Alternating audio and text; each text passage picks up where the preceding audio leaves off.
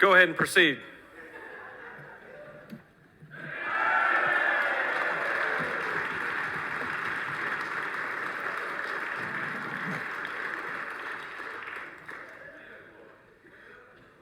Thank you, Mr. President. The first time I stood in this well, I stood on this stool. If you've been to my office, you've seen it. It's on a picture downstairs. And so with this being my last trip to the well, and with the help from Ryder and the President of the Senate, I thought it was only fitting that I end this journey here, just like it began. But as the former senator from the 19th said, Tommy Williams, whenever I was up here for my first bill, he reminded me then, as an individual who had the same restriction I have as myself, that I am tall enough. And I hope I've been able to prove my stature during my time here. This memory only reminds me of the numerous other memories that I have in this chamber with many of you and with many that come before you. So because I am tall enough, I'm going to finish this speech without the stool.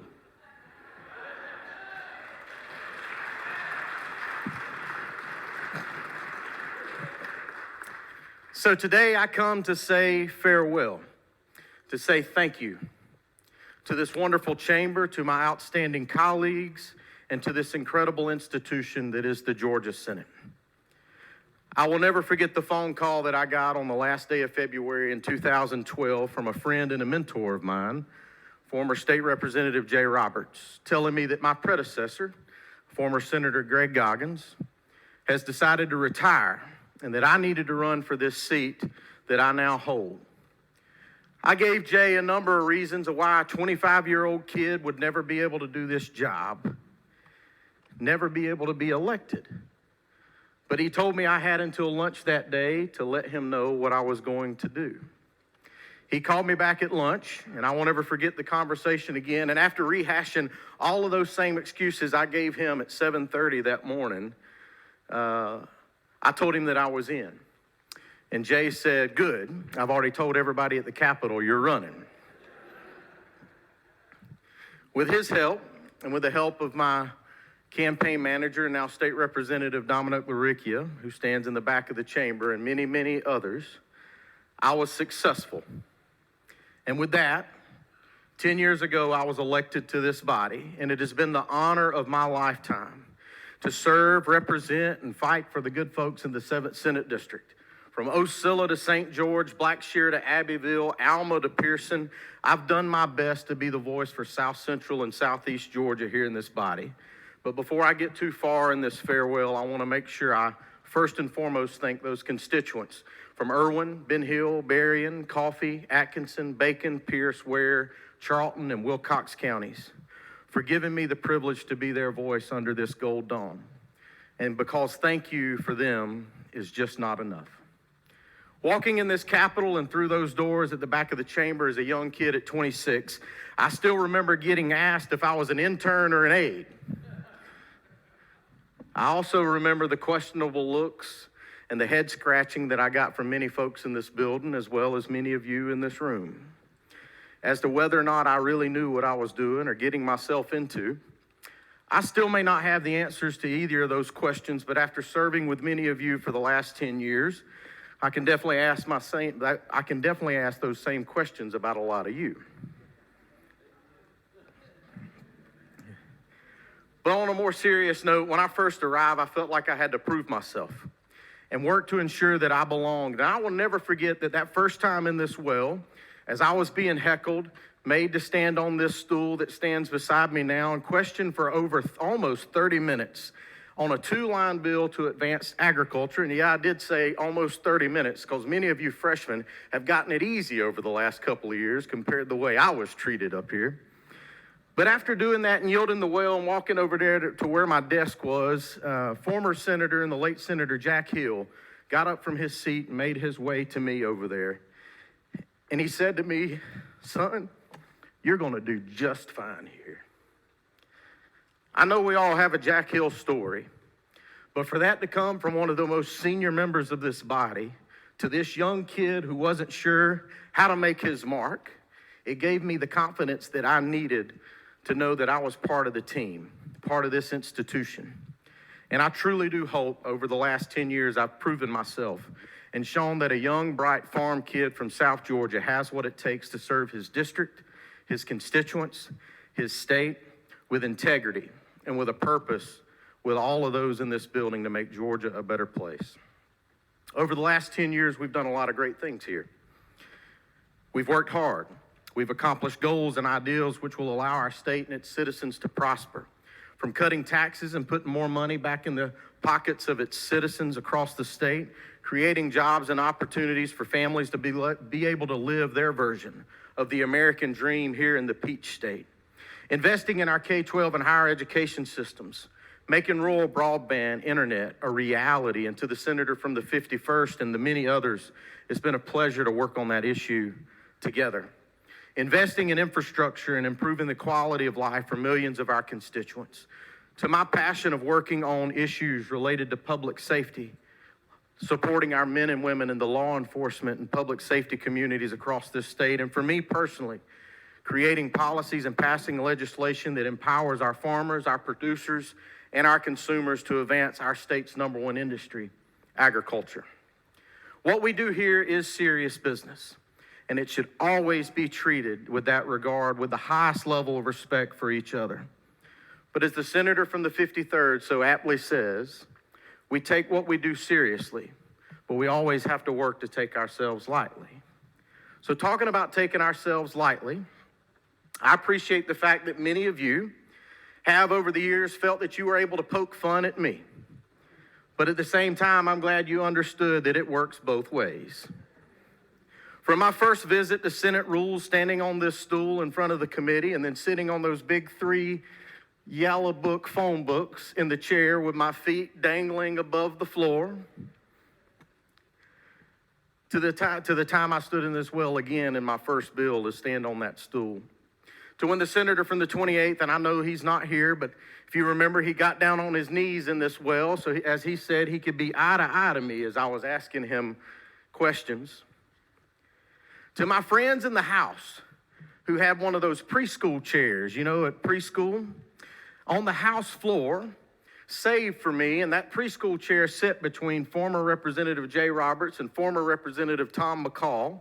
So whenever I went over to the House chamber, I always had a seat on the floor, aptly suited to my stature and my size.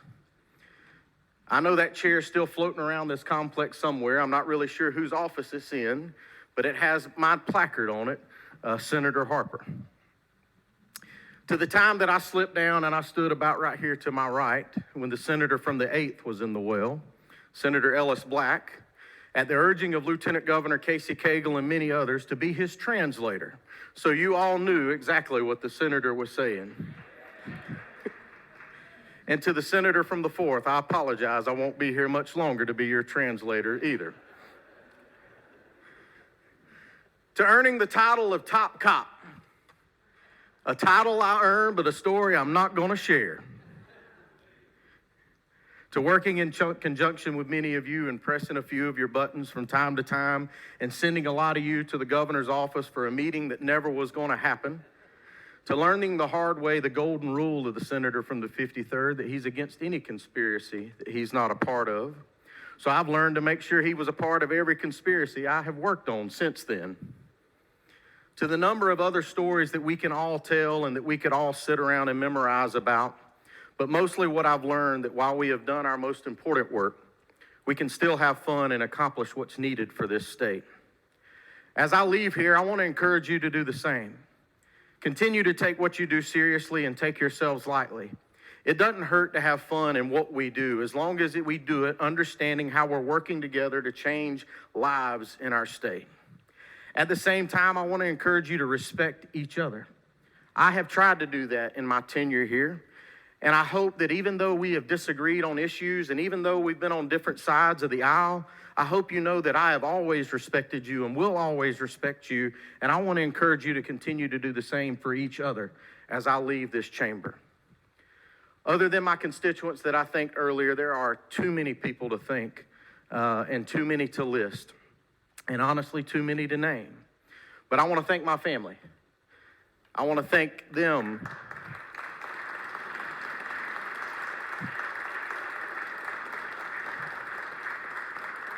I want to thank them for molding me into who I am and ensuring that I was able to serve my district to the best of my ability. To my former administrative assistants, Diana Hauser and Evelyn Thomas, to my current admin, Emily Doppel, thank you. I could not have served and been successful without you or any of you. You helped make me look good, and I know that is very difficult to do. And to the number of aides and interns who've worked in my office, I appreciate your help in getting us through the session every year.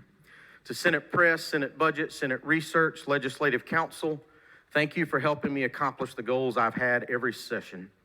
To the Secretary of Senate, David Cook, thank you for your wisdom and your friendship, as well as your willingness to turn your head from time to time. We may have been up to things a little questionable. But also to the members of your office who always work to keep us in line and on time.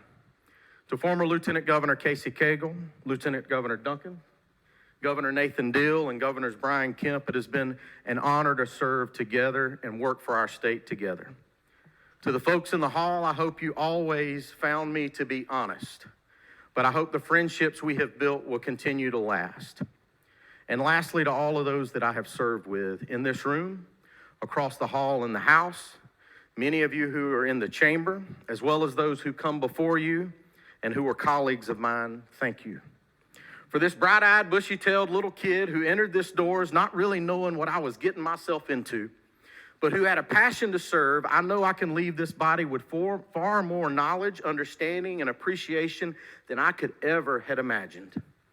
I know when I leave this chamber tonight on my last sine die as a member of this body, I can proudly say I've been part of leaving this state a better place it was than I first walked in this building 10 years ago. From our efforts on public safety and natural resources to supporting the industry that's allowed me to be where I am today and knowing how important agriculture is to this state, the bills we have drafted, the legislation we have passed has allowed us to leave a lasting impact. And as I get ready to walk out those doors later tonight, I'm hopeful that other doors might soon be open, maybe right across the street. But the memories, the work, and the good times, and the time spent here, I will never forget. None of you I will ever forget. So to every one of you, thank you. Thank you for the lasting impact you've made on me. Thank you for your leadership to our state, your mentorship, and most importantly, your friendship. It has been the highest honor and privilege to serve our state with each of you. And no matter what door I'm lucky enough to walk through next, just know that it will always, always be open to all of you. God bless you all. God bless this great state.